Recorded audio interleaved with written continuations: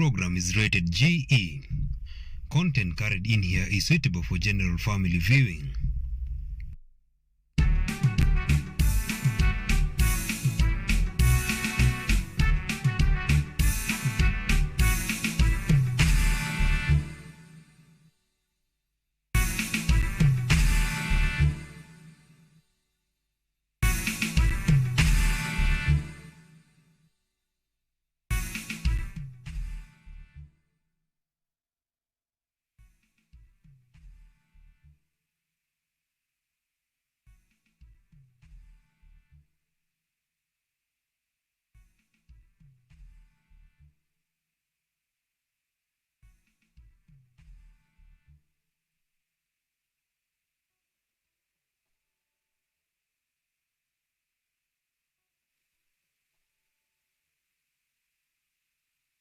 Legal aid solutions to the issues that we face in our day-to-day lives, seeks to interrogate the issue of term limit and what it means to our democracy. We are live at KUTV Kenya, here at Kenyatta University School of Law in Parklands. Remember, you can share your opinion and thoughts concerning this particular show on our social media platforms at KUTV Kenya Live on YouTube, at KUTV Kenya on Facebook, and at KUTV_Kenya on Twitter. My name is Irene Mwangi. But before we even start the show and get into the nitty-gritties of the issue of term limits and what it means here in the country, let's have our guest introduce himself.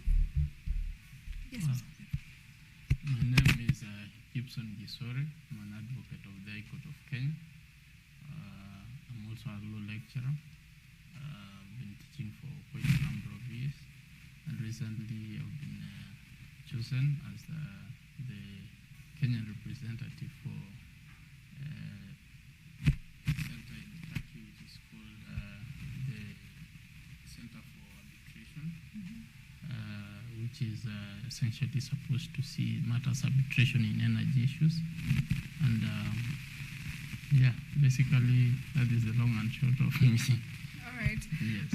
Quite a description there on what you do in your day-to-day life, and of course touching on matters of law, and you will understand where we are coming from as a country, what you're facing right now, and the issue of term limits in terms of the legal context. When you look into the issue of the term limit, what is the function of a term limit for a president in the nation, and what does it intend to achieve?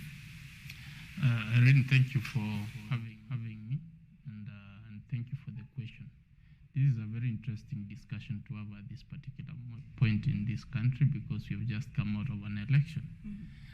The reason why we should be able to have this discussion is to test the limits of our constitution, and also to test the stance of where, as Kenyans, we stand. Okay. So that's why I want to thank Fafi, Member of Parliament, much as some people are castigating him, but it's an interesting discussion to have.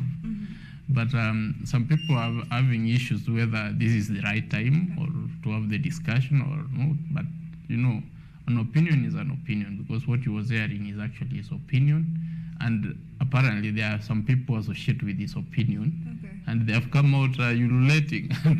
There are people who are feeling like we cannot be able to discuss this at this point, because for some reason maybe they were supporting a different ideology, or they have some different principles as to issues law and how term limits or management or governance of our country should be able to be run. So just the long and short of it is that there's no better time to have such a discussion. It's just to air your opinion, and you let it out there so that people can be able to discuss it. And then, of course, the popular side will be able to be known. If people will be like, no, that's not the right time to discuss this, or it's not a good idea to have such a discussion, then that will be it. But from a legal perspective, as a country, we are a very interesting lot of people, because we kind of have gone through all the cycles. We had the founding father, that is President Kenyatta, who served 15 years continuous, and there was no elections used to happen, but he even matched the parliament, the opposition, and so that we only had one side. So that served us for 15 years. because the merging happened immediately after the independence, and it had the long and short of it.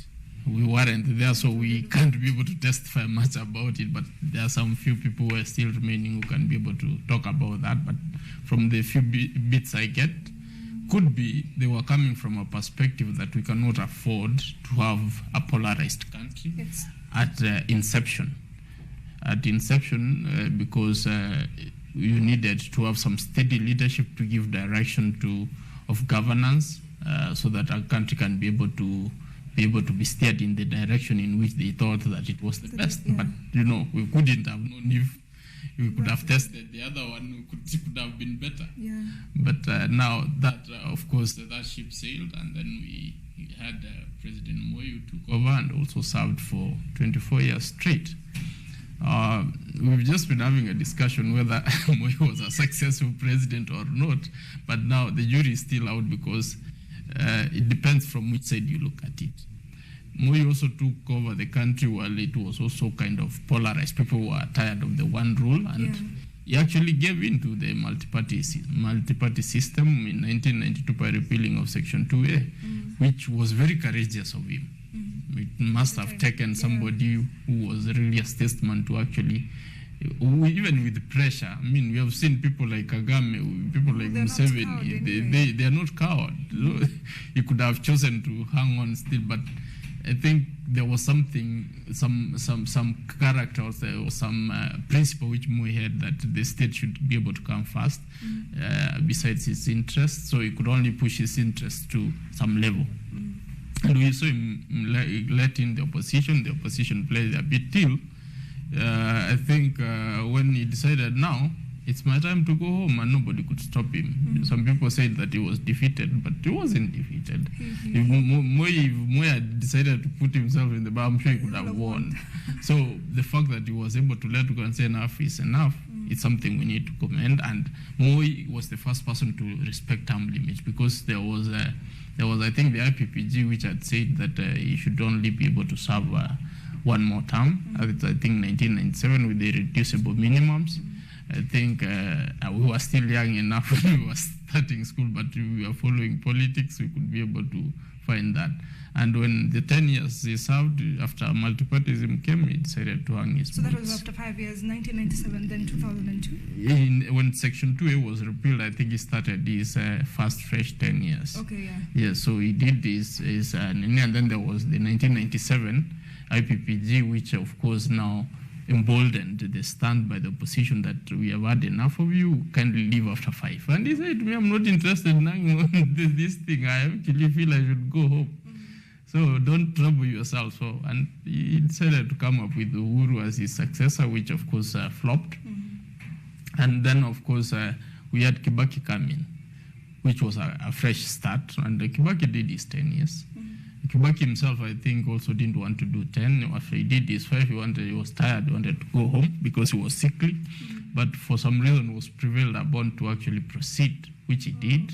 So believably, want to believe so, because some quarters have said as much. Yeah. So yes, and he decided to hang his boot in 2012 after his term came to an end. So in Kenya, we have gone through those cycles of term limits from, I think, 1992 when we decided to repeal Section 2A. And that is kind of now anchored in stone that, once you do your 10 years, please leave. So this kind of discussion coming at this time is just testing the waters to see, have we changed our mind from the previous perspective? And that's why I'm not trying to castigate them, because I feel they are entitled to their opinion, because if they don't raise such opinions, we might be having people who are harboring such thoughts, and then once for a constitution, you have to test some things out so that you are able to know whether it works or doesn't work.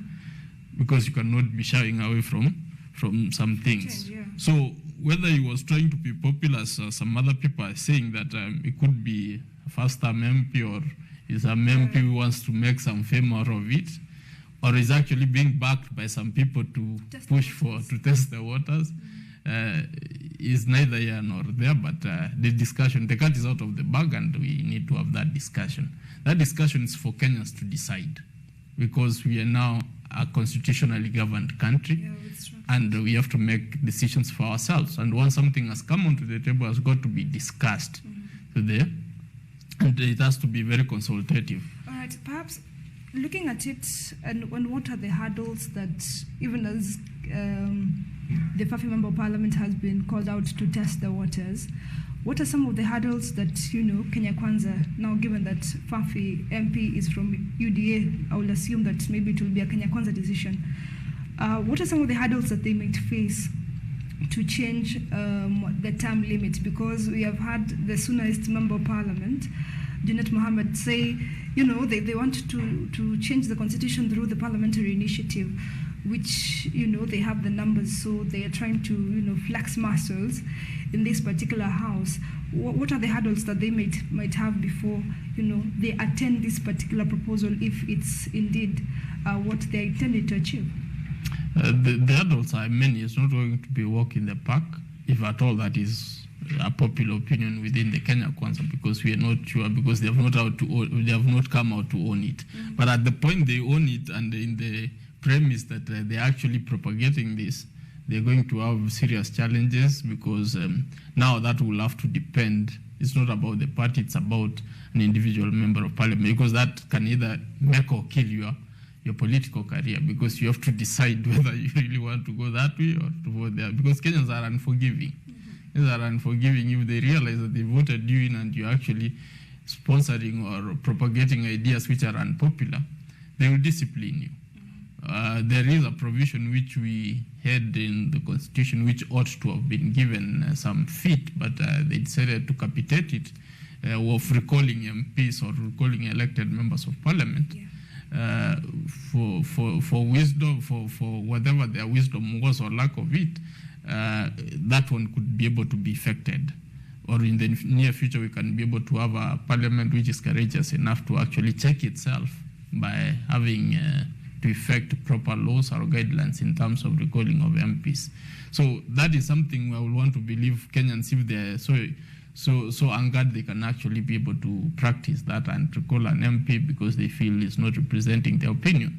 But that aside, coming to your question, the aspect that the adults which they will have to go, we have some constitutional safeguards. Our constitution is well covered, and the way it's anchored is that it's a very consultative process. So the aspect is not only, even if they go through the parliamentary process, even the members of parliament will have to first consider whether it's wise to actually go that way. So it will have to be boiled down to a personal opinion, and actually marshalling the numbers will be a big challenge. Though it's not difficult. It's not difficult because I can tell you Uganda has done it twice. Okay. It has changed the term limits for the presidents twice. First, they were, I think, Museveni was to retire. Their constitution was also like Kenyans. For the record, Ugandan constitution is also very sound as the Kenyan one. Actually, when it was enacted in 1995, it was the best in the region. And even you look at the constitution and even articles, especially the land and the environment, is actually one and the same thing. It's only that it's anchored in a different chapter. The Ugandan one is anchored in a different chapter. So most, especially even the formative parts of the constitution, you've tried to compare the two, and it's actually one and the same thing, save for some things which have been tailor-made to fit into the Kenyan context. So if we decide to start having or harboring such ideas, we got to be serious that we actually can be able to go through with them. Because Ugandans have tried that and it has worked. Twice they have changed, I think in 2006, and some recently they also did that to allow Museveni to contest past 75 years. Because the first one was, I think, they wanted to give him some more leverage to run. He ran the entire time. Then he realized he has hit the limit, and then now he had to go back to parliament and tell them that now I still want to continue. So they had to amend it for somebody to run, because it was angered that past 75 somebody cannot be able to run, which I think is passed. So for this term to happen, which he was elected, they had to amend the constitution. So it's something which is doable. Kenya and Uganda are not same politically, because Uganda is kind of, the politics is kind of subdued, and there's the big man politics. In Kenya, I don't think we are at the level that presidents which can actually be able to pull through easily, even if it's within parliament, because Kenyans, and then we have a very strong and robust opposition, which of course will bring a lot of tension, which might make a sitting government to be very uncomfortable, to be very unpopular for that matter. And you know, popularity is the food in which politics feeds. So you don't want to be unpopular because of a single idea.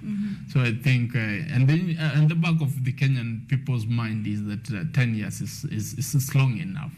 The perspective where we're coming from is that Moi served for a long time, and then we ended up losing so much. And from the understanding of the world is that in some countries, actually, it's anchored at 4 years, like in the US and in Russia. You do your 4 years, you go home. So if people actually have it for lesser, why should we have it for longer? Because people will, of course, will want in the region, of course, if we look at the region, we'll want to bring in the aspect of Rwanda. And you know, Rwanda is a benevolent dictator, and he has been able to manage the country so well. They should be able to understand that Kenya and Rwanda do not share the same historical background. Rwanda experienced a very intense massacre which happened, and then Rwanda is only just 2 tribes. As we are 45, so there's no way we can. The dynamics are very different politically, economically, and even socially. So we cannot be able to borrow from even in Rwanda. I mean, people need to just visit Rwanda, because of course everything else is going for them. May look like it's going for them, but deep inside the people are angered. The people have fears. You cannot freely speak in Rwanda. In Rwanda, you just don't do anything. You build your house facing the wrong direction, you are visited by environmental police, and you are caned or actually summoned or sanctioned. Something which does not happen. I mean, I think today I just heard that a house has fallen in Kasarani. So we must understand where we are coming from, that we have some freedoms which we will want to guard, and which we will jealously want to guard. So issues of term limits from where I stand is something which Kenyans will jealously guard, that let's do your 10 years, you leave, you get somebody else. And the better if it's a different tribe which takes up after you. All right, hold on to that thought. We have barely scratched the surface when it comes to the issue of term limits, but we have to take our first break. But we'll be back with more with the issue of what it means to our democracy and what are the structures in terms of entrenching the term limit. See you after this break.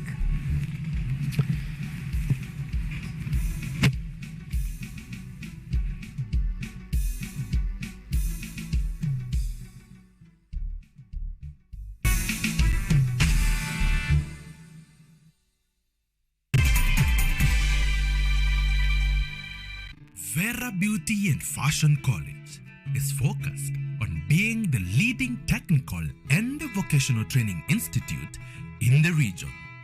Our team possesses in-depth knowledge and extensive experience in the industry, offering thorough training in cosmetology, hairdressing, interior design, creative arts, training of trainers, nail technology, and fashion design.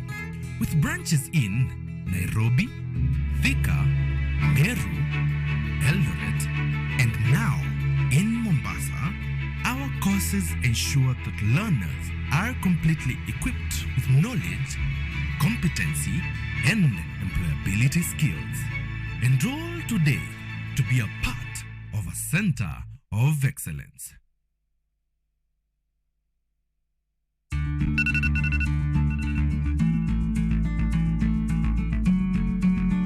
Why are you taking medicine? Are you okay? Yes, I am. The tablet is for HIV prevention.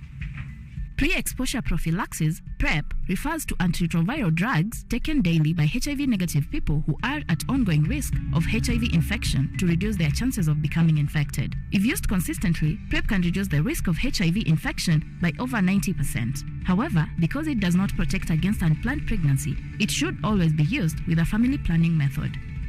To get PrEP and any other HIV prevention method, visit a healthcare provider. To talk to someone on PrEP, uliza NASCOP at 0800 724 848 or use direct line 0726 460 000 or 1190. This message is brought to you by the National Syndemic Disease Control Council.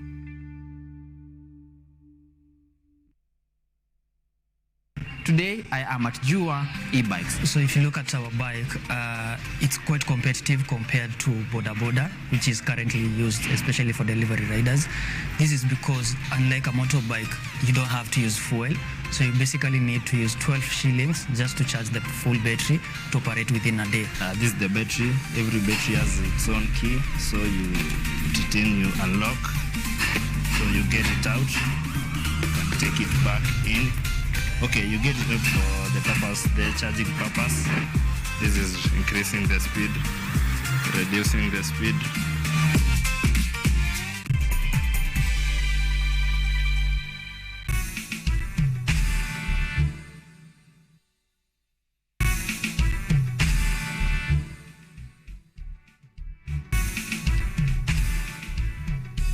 Thank you for staying tuned. This is Law Matters. We're discussing the issue of presidential term limits, the proposal by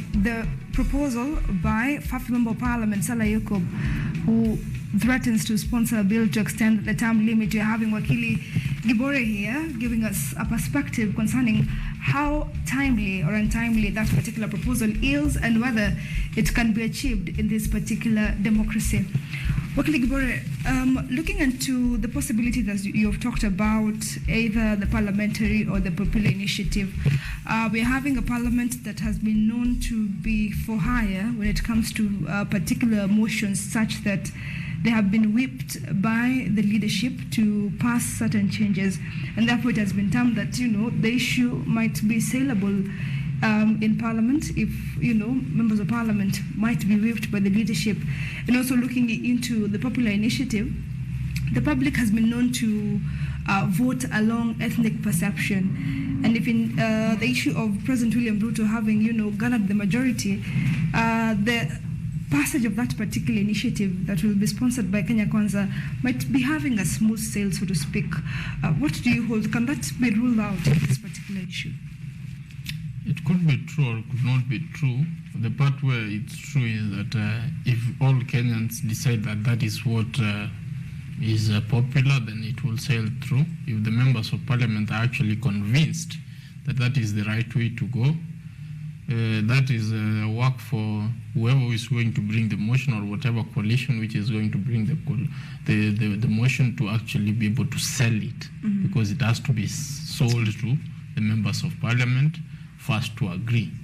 Parliamentary initiative, I'm not sure that the amending the constitution that we can only be able to sail through a parliamentary initiative. I think it has to be a mix of both, because it has to do with the Bananchi, because this constitution has very strong safeguards that they know. We have had issues of members of parliament selling us short.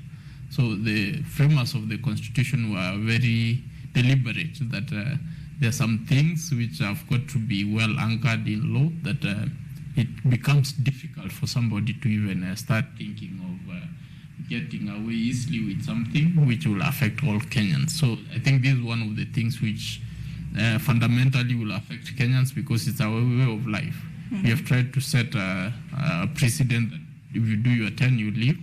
Now, changing it at this point in time will be a very paramount task. From where I stand, it will be a very paramount task, given that because of where we're coming from. We have explained the aspect that, after having the new constitution and Moi leaving after his tenure of 10, and because the previous ones were not actually counted, they started counting the era from 1992. And Kibaki also doing the same. Uhuru has done the same.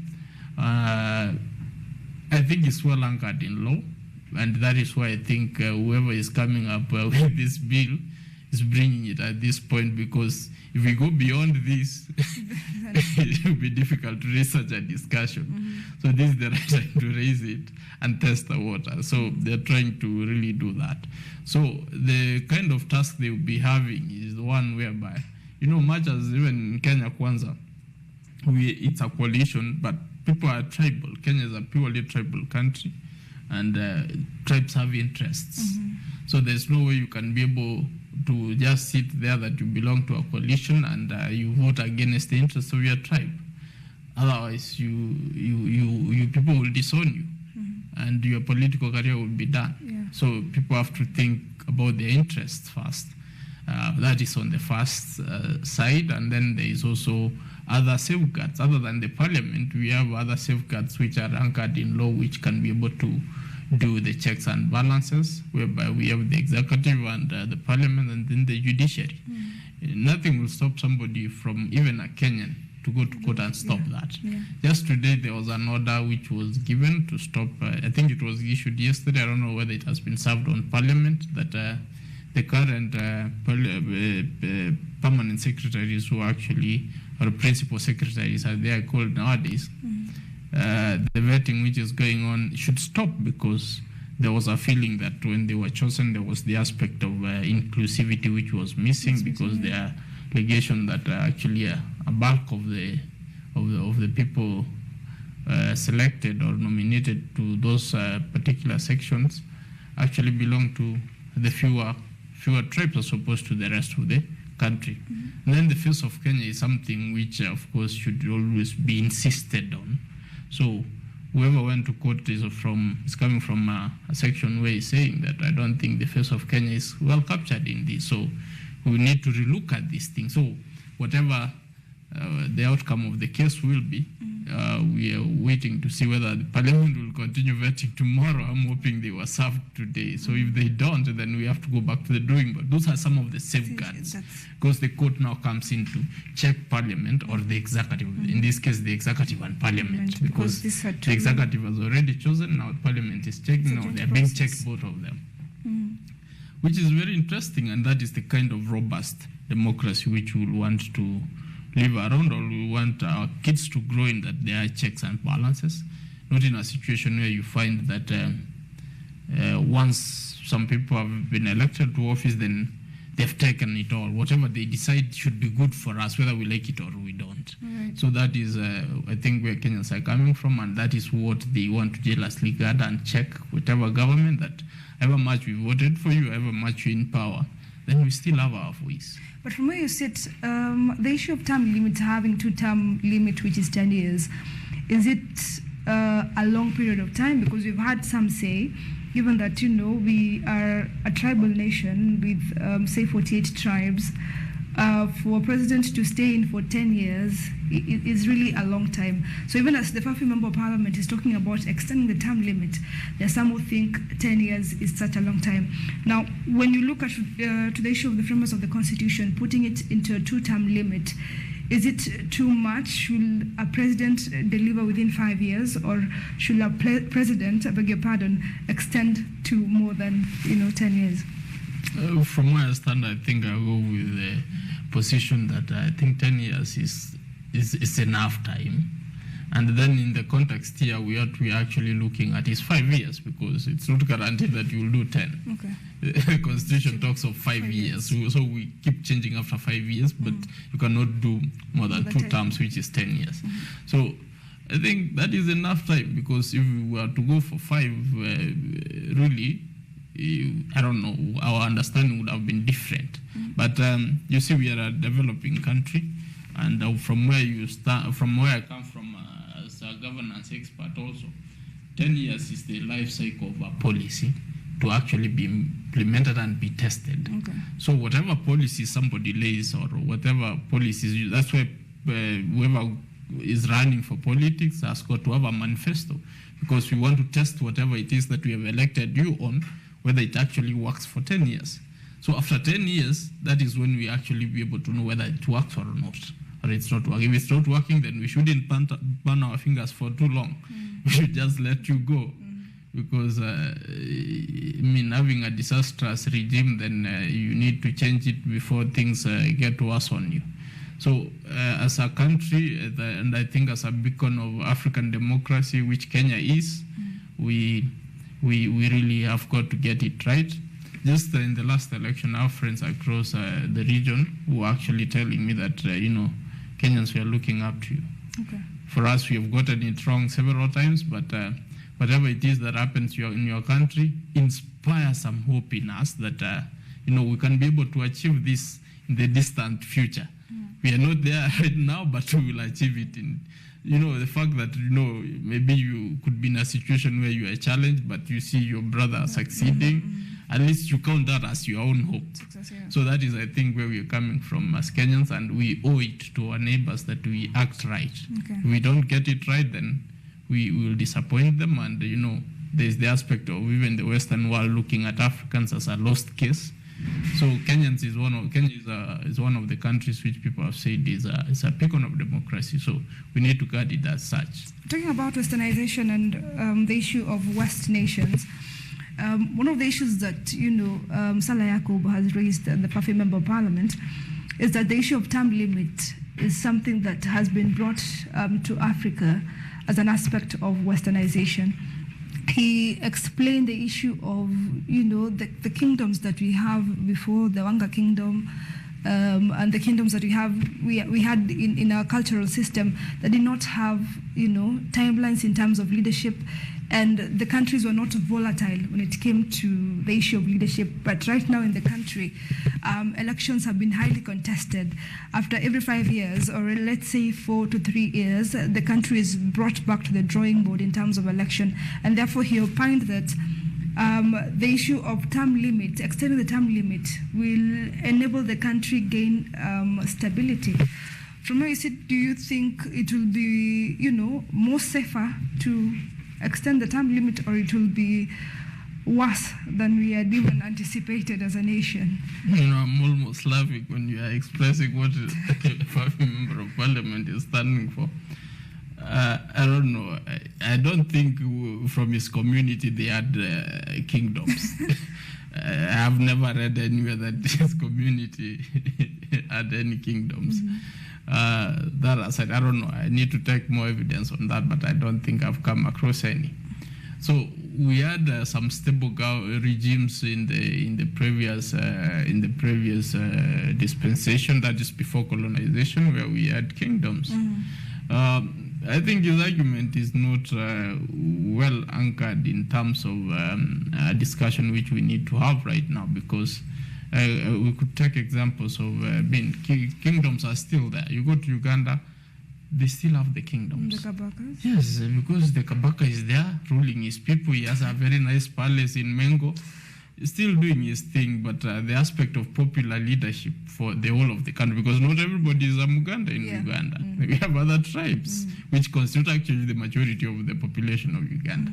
So the aspect of having a good mix where you have your kingdoms, run them for cultural aspects, that's well and good. Do that. Nobody stops that. So when he's mixing those with the kind of political democracy we have, I think he loses the point. So that aside, and even in Kenya, I don't think anybody stops any community from having their kingship. Actually, we have political kingpins. In the yesteryears, if all was well, if we didn't disown our own kingdoms, we could actually be having these people to be giving political direction for a community. And that could have been serving the process. But when it comes to aspects of popular leadership across the country, we need to aspire towards a center of gravity where somebody is popularly elected, because that serves that particular community. So unless we were one community or we were one tribe, then his opinion could have been as good. We could have entertained such discussion. But now I don't think it is the case. Already our country is in a certain pedestal which we cannot be able to start undoing and start going to whatever the member of parliament is trying to propose. I think what we need to do from where I stand is look at it from a perspective, how do we foster this democracy further and entrench it to work for us?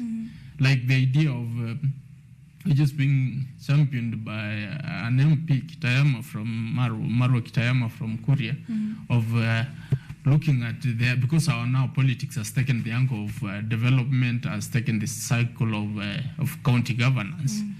How do we, because that's what moves direction to the people, touches the lives of the people in the ground. How do we actually deliver these services closer to the people? How do we even have a ward fund which is very strong to be able to do enough in the ground? So those are the kind of discussions we ought to be having right now, instead of changing the cycle and then starting that we need to start making that. The top is okay. The roof is, nobody's complaining. It's not raining. We are okay. What we need to deal with is inside. And that is what can deliver development for this country. And 10 years, I think, for somebody who has nice policies and who is good at implementing should be able to do that.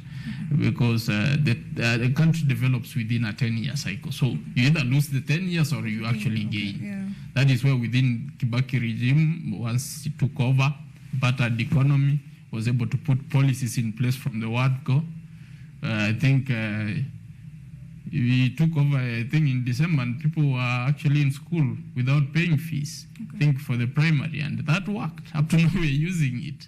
So it's about a person who understands what he needs to do to change the economy. So once he does that for the 10 years, then you're able to exercise your biases and your strong points. Because if you continue leading beyond the 10 years, it means now we are already used to whatever it is that you are doing good, but now your biases will still remain with us and will be hurting. So we get somebody else to actually be able to bring in his strong points, which could be different from your strong points. Remember, the work which has been done by the former regime doesn't go away. It still remains because government is continuous.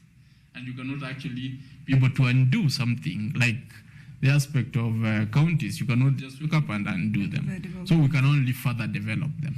All right, that brings a discussion of, there's some who have said that we have lost, as Africa as a continent, and Kenya, if we narrow down, is that we have lost key leaders due to the presidential term limit. And they have cited the likes of Jakaya Kikwete, Jerry Rawlings from Ghana, as well as some have even mentioned Mwai Kibaki if we had to contextualize the issue to Kenya.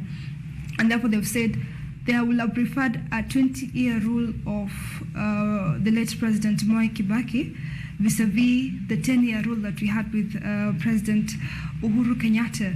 So how do we get to accommodate these leaders who have to exit the political scene due to the issue of term limits, but they've already shown benevolence in terms of their leadership, and we'll want to have more of them in terms of ensuring that, you know, the country moves forward? You see, the beauty about the constitutional arena is the aspect that our constitution establishes institutions. So a good leader cannot be able to govern by himself. He governs through good institutions and strengthening them.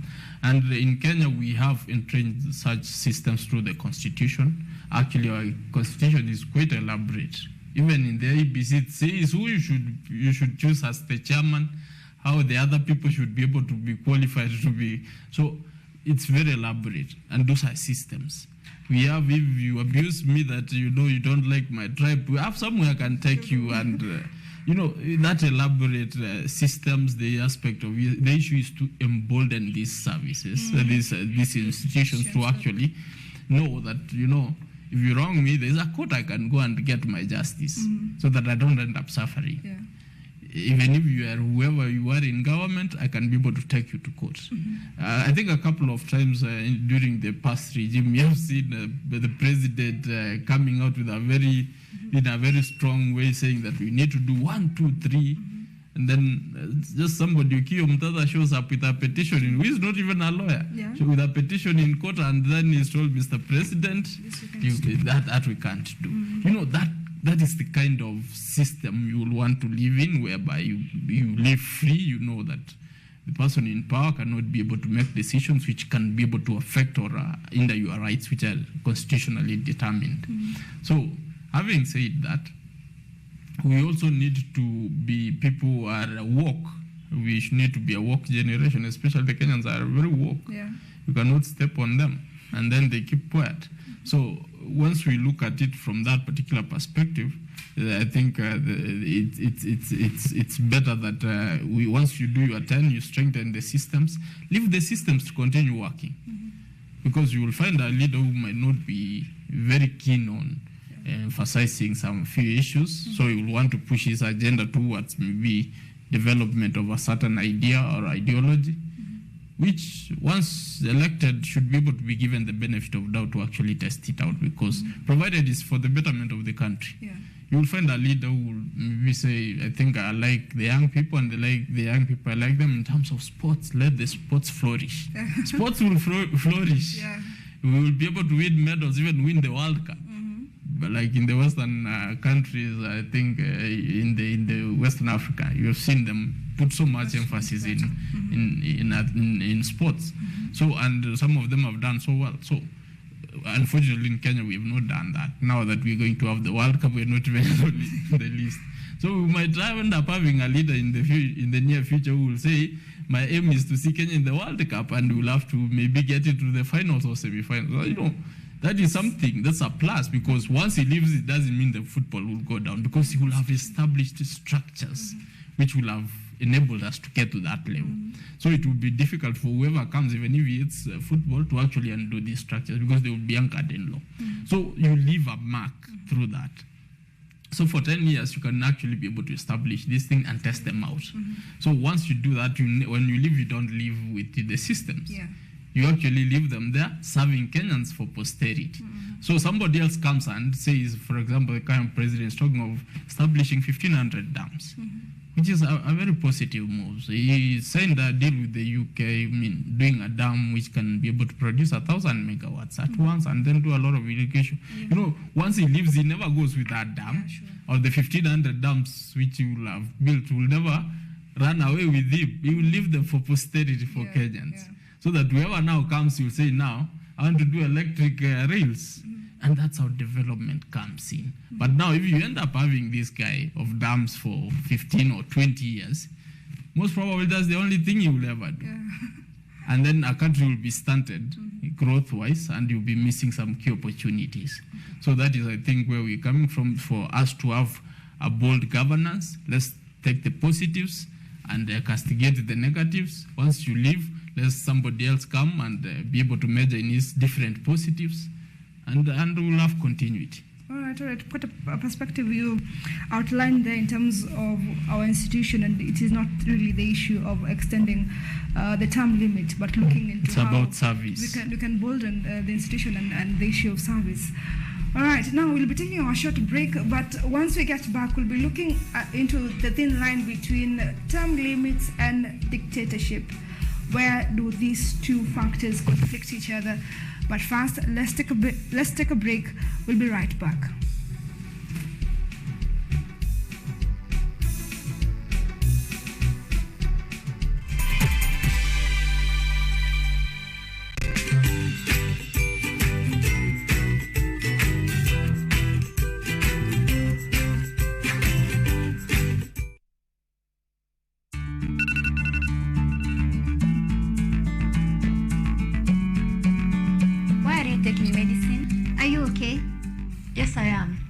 The tablet is for HIV prevention.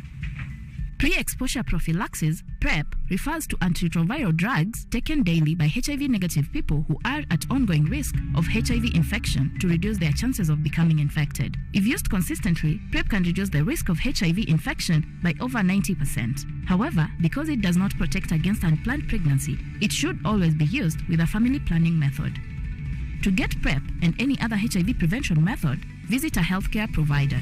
To talk to someone on PrEP, uliza NASCOP at 0800 724 848 or use direct line 0726 460 000 or 1190.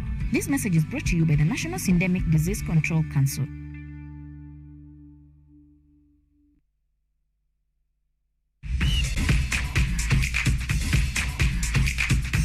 Ukiwa na dukuduku la michezo, tunafungua sanduku la dukuduku kwa ufahamu zaidi. Kila danadana, mitimpo, Mifiatuko na harakati zote ugani, sisi ni wako mwandani. Kukurukakara zote nyanjani, haziwezi kuangaziwa zaidi ya micharazo michezoni.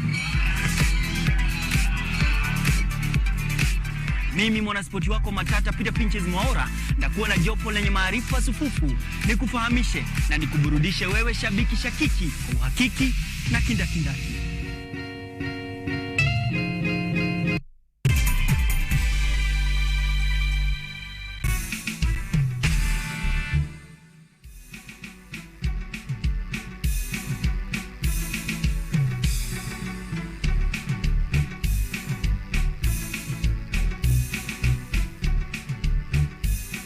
Welcome back. You're watching Law Matters. We're discussing the issue of presidential term limits and what it means to our democracy.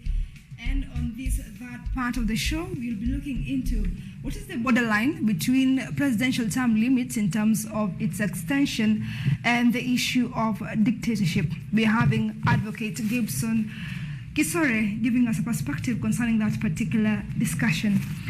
Advocate Kisore, now looking into the issue of presidential term limit, is it something that, you know, is new in this country? Has it been raised before? Given that we have had the issue of BBI, though it didn't touch on the presidential term limit, but we have had some leaders joke and say President Uhuru Kenyatta is too young to exit the political scene. Is this the first time that we're having this discussion, or has it been so loud because this is a new administration? It's not the first time we're having such discussion. I mean, I think you've put it right that in the BBI there was some innuendos about the former president being too young to retire. But look at it from the perspective that who are the people propagating that idea? They were actually very old people. Yeah. They were very old people. I think they felt that they're being outclassed. But you know, you need to live in the moment.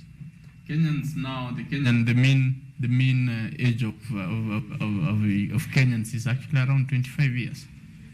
The mean average of the age is actually 25 years, which is actually very old in the region, because I think Tanzania should be doing. Uganda is the youngest nation in the world, which is standing at 16. Yes, the average Ugandan is 16 years. Wow. And from where I come from, if you look at issues development, my little knowledge is the aspect of what does that portend for a country, whether you are an old country or a younger country. Look at the countries in Europe. Countries in Europe are in and out of recession. That is, look at Italy, Spain, Greece. These countries are reeling. They actually have never grown beyond 2. Mm-hmm. But even in Africa, countries growing at 2, that is doing so badly. Because these countries, their mean age could be around 60. Mm-hmm. Because you're having a tired population, which you have to medicate, which you have to provide pension for, which you have to provide a lot of social welfare schemes, you have to provide a lot of services around, which you have even to import a population from outside to actually be able to take care of your. That's why it's very easy. If you want to go to the US, just do some nursing course. They will take you like yesterday, because they have a key section of their population is old and is not able to take care of itself. So you bring people from outside, you pay them money to take care of your old, so you lose money.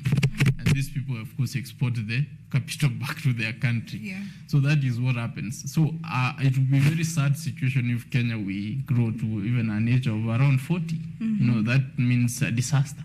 Yeah. Of course, but by that time, when we are at the age of 40, it means we are also moving at a productive era, but once you move towards 60, you are finished. Mm-hmm. So that is going to be a challenging. So once we have coming to the issue of what we are discussing is, if I got your question, you said it was about. Is it the first time that you're talking about it, or is it now? Why is it so loud? Is it because this is a new administration, and now we are questioning why they're having a thought of extending the term limit, and they're barely 100 days into office? I mean, it could be that we are just out of the election, so they want to test the waters, how far they will want, so that they can be able to cut their clothes to size. Okay. So the other option would have been that they want to divert their attention. You know, some things in this country, politics are actually played in terms of you realize you need enough, diversionary tactics. You need enough time to reorganize yourself because you remember President Ruto has been ruling with the former cabinet for the longest up to now. I was asking the Ministry of Lands whether I can get some service. I told no, there's no service we're offering because we don't have papers. We don't have. Why don't you have them? Because we don't have a PS to sign for papers. Yeah, to do the basic. Yes, to do the basic. Okay. So that becomes a challenge. So it could be a diversionary attack. So they buy time so that people can be able to have something to discuss because Kenyans are very loud. Very. Yeah. So you need to give them something to shout around towards the different directions you organize yourself. So it could be that. Or it could be actually a concrete discussion which they're trying to bring, which I don't think because this is so early in the day. It's so early in the day. So my guess is it could be a diversionary tactic. All right. So what is the borderline between extending the term limits and dictatorship? Because looking into other countries within the continent that have extended the term limit, it has always bordered along dictatorship. And there have also been the concern that in Kenya, for you to remove an incumbent president, it is quite a tussle. Even for the likes of Azimio la Umoja party leader Raila Odinga, he has tried from one regime to the other, but it has been unsuccessful. Even in this last general election, although it was not an incumbent, but either way, it shows how it can be a hard tussle. So does it border along dictatorship, or it depends with the democracy of any particular state? That's a very good question, Irene, because we're looking at let me start looking at it from the aspect of the African continent. We had Mugabe, we had the former Congolese DRC, Zaire, when it was called Zaire, the former president Mobutu Sese Seko was in power for quite long. He took over a country which was robust, and ended up leaving it in shambles, which up to now is still in shambles, has never found its feet, even I think several years after his death. So there's that aspect. I agree with you that there's that aspect that, longevity in power could lead to aspect of dictatorship, which will kill a country or which will kill a nation. Like we can have the example of Mobutu Sese Seko and the other people who have been in power for too long. Here in Nigeria, I think, had something of the sort. For Zimbabwe's case, I would rather make a different argument because Zimbabwe is the most learned country in Africa. Okay. Yes. 85% of Zimbabweans are learned. Okay. Even with the chaos you see out here. So don't believe everything CNN gives. Sometimes journalists, you don't know who is sponsoring the journalist. To set an agenda. Whoever pays the piper calls the tune. So Zimbabwe, of course, we can't be able to argue differently that the economic situation in Zimbabwe has gone down. There is that aspect of Mugabe since 1985 or thereabout when he took power. Zimbabwe was the powers of South Africa in terms of agricultural produce and the likes. Now, Mugabe started losing it when he started championing ideas which are of the perspective of indigenizing the economy. Okay. You realize even in Kenya, once we took over the African Sessional Paper number 10, it was actually about Africanization of the economy. Okay, but we did it in a clever way, which I think because of the leadership then, they decided that we're not going to unsettle, we're not going to unsettle those people who have already settled. The only thing is that they need to profess that they are Kenyans, and we let them continue living. That's why we have the tea estates, under still the Williamsons, under the Brookbones, and under the likes of those. And they're taking huge swaths of land. You go to Kericho and Bomet, a very huge section of those counties has actually, and Nandi is taken by the tea estates, who are still controlled by the whites. Also, the Africans are actually benefiting out of the labor, which is now bringing issues because even the labor, they're being kicked out because of the machines. So there's that aspect that this is still our land. You know, that discussion has been robust. They actually, the former Kericho governor took the TSTs to court in the UK. They want them gone and they want compensation for their land. So it's not like we are any different from Zimbabwe. It's only that the way Mugabe approached it, he went in with a lot of force which upset the Western world. So it really depends on how it is approached. It's approached. It's the whole issue of approach. South Africa is also grappling with the same challenges. That 10% of the people actually 8% of the control the economy. So we have this popular opposition leader, Malema. That's why he's so popular, because whatever he says, people believe, because he's talking from the perspective of what the rest of the black population is feeling. But for people who are a leader like the president, he understands that if we go that way directly, that we are going to cause chaos. We are going to upset the system. So we rather have a very good mix or not do it, because you have to choose as a leader whether you want to do it or not do it. So some people just want to delay it, but that is what the popular people feel like. So it's not a new thing. Mugabe, I think, did himself. He did a lot of good things, which are now whitewashed because of that small mistake he made, which ended up costing him and costing the country. Okay, quite an elaborative discussion. And now, because of time, what can be your final remarks concerning the hula baloo that is ongoing within a minute? Because my director is on my neck. A minute, I think, is so short to wrap up, but then I will try. Basically, what I will want to finish is that this is a very good discussion we're having, and Kenyans, and let nobody scare you or tell you that we shouldn't have it. We should have it, because it's in our rights, it's in our position to actually discuss these things and get over with. Because the earlier we iron out these issues and be able to test the ideas of our people, the earlier the better.